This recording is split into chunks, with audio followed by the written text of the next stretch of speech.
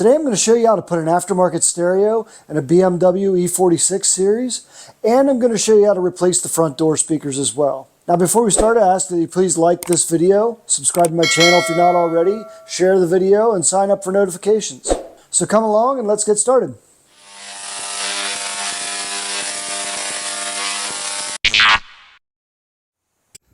Okay, before we start, here's some of the things you're going to need. You're going to need an adapter harness. You're going to need a dash kit. You're going to need a stereo. You're going to need an antenna adapter. You're going to need a set of front speakers. And if you're going to retain your radio controls and your new stereo supports it, you're going to need a steering wheel control interface. In addition to the components, the tools you're going to need are a T20 Torx, a Phillips screwdriver, a trim tool, a soldering iron, solder, and heat shrink, and a set of wire strippers. This radio from Boss that I'm using, I've had really good luck with Boss radios. Yes, they're cheap, but I haven't had a problem yet with any of them. And another reason I like this one is because of how thin it is. So you don't have to worry about clearance issues behind the radio when you mount it. Now, one bad thing about this radio is it will not support steering wheel controls, so you won't be able to adapt those. Most people, including myself, don't care too much about the steering wheel controls in an older car, and this radio is super easy to operate the way it is, so I don't really see a need for the steering wheel controls. Now on the back of the adapter harness package gives you the wiring pinout for the harness that's in the package, and you'll want to match these up to the corresponding wires on the radio you just bought. So to give you an idea what that looks like, this is the Scotia adapter harness right here. This is the Boss radio harness that I have right here. I've already soldered together the main power and ground connections, and I'll show you what those are right now. So on the Scotia harness and the harness for the Boss radio, you want to go blue to blue. This will power the factory amplifier. Red to red, this will give the radio power when the ignition is switched. Black to black is your chassis ground. Your yellow is battery positive, which is the keep alive function for your radio. This keeps all your radio stations stored, things like that. So as you can see, I've soldered these all together. I have heat shrink here to melt down, which I'll get to right now. This is a separate harness that came with the radio. These are your speaker connections. They will also go to the Scotia harness. This is my soldering rig right here. It's just a Harbor Freight Schneider. It does a really good job. I'm really happy with it. I would recommend you pick something up like this. It makes soldering a breeze. Going to position our heat shrink over top of the solder. We're just going to heat it up and shrink it in place. Twist the wires so you get both sides, and voila, there you go. Heat shrink applied. I'm going to do the other 4. There we go, those wires are all done. Now with this Boss radio, it's pretty basic. There is no display dimming or anything like that. That's what this orange wire is typically for. So what we're going to do is snip this back, and then we're going to tape it off. You'll see how I tape this off later. I'm actually going to tape this entire harness. It gives it a better factory look. It also just makes it a lot cleaner. Alright, now I'm going to separate out my speaker wires.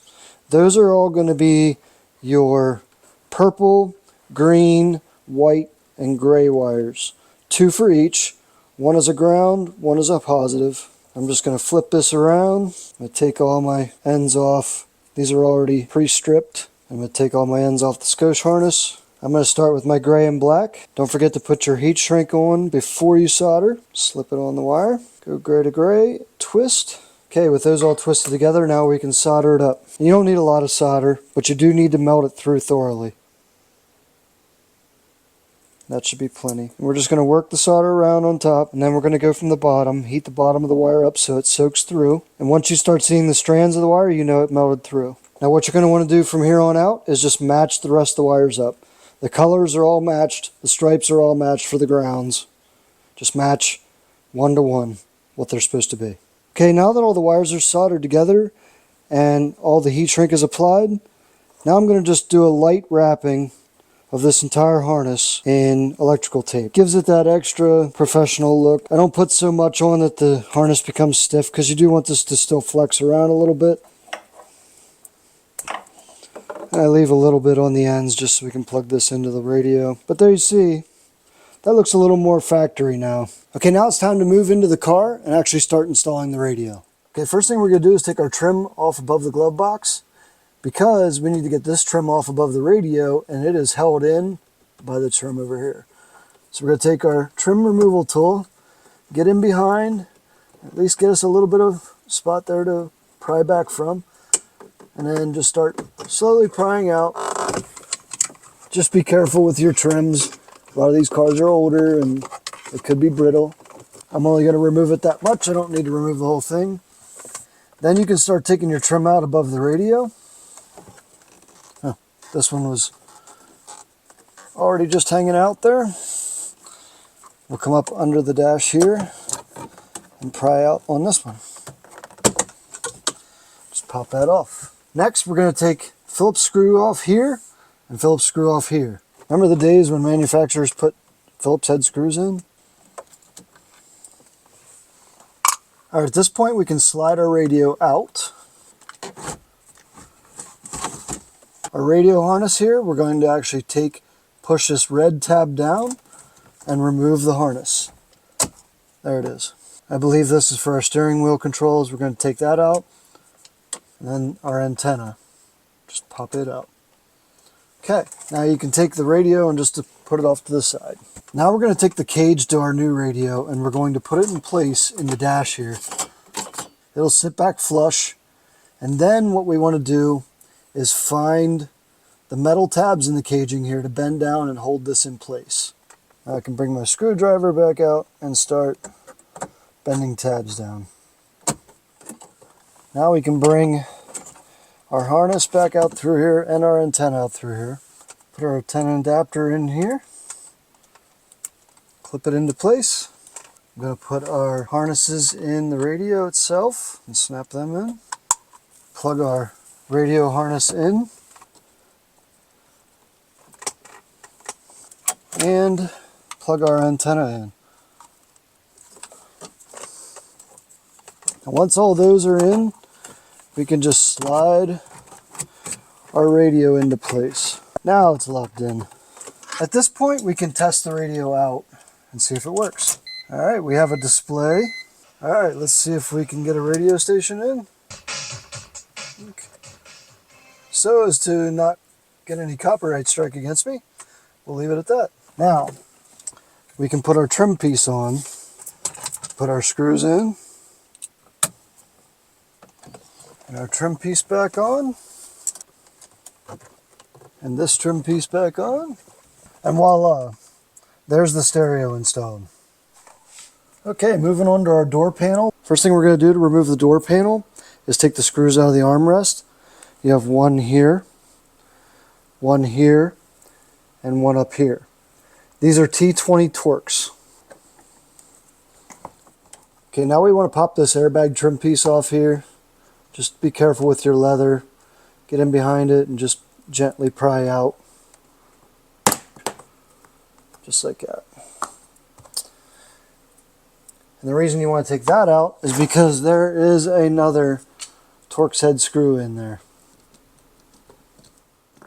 Now you need to carefully get in here with a pick tool and just easily get this cover off inside of the door handle to reveal the other screw. Now what I'm going to do is work a trim tool around the edges of the door panel and just start prying it away. There's pins inside here that hold this door panel on. At the top, you're going to want to put your door lock down. This will pull straight out. It does not slide up. Don't slide up or you'll break the tabs that hold this in. I'll show you that in a minute.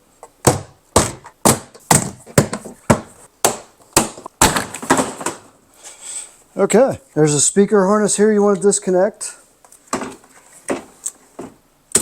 And also you want to disconnect your door latch cable.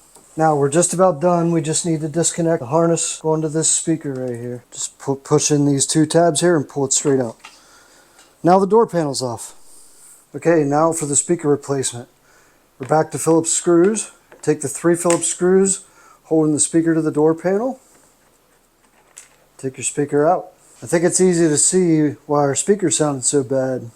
The cone is falling apart. I reused the insulation that was on the old speaker and the new speaker's mounted in. Now we're going to turn our attention to the wiring harness from the door.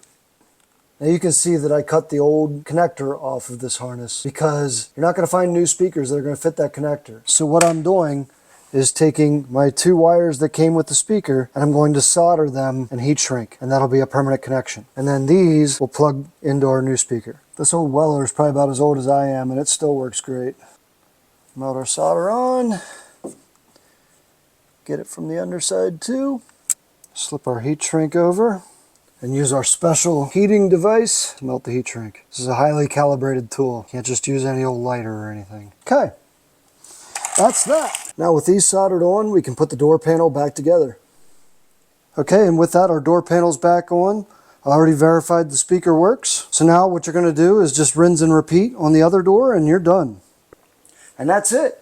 That's all there is to putting an aftermarket stereo and front door speakers in your E46. If this video helped you out, and if you enjoyed my content, I ask that you please like the video, subscribe to my channel, and sign up for notifications.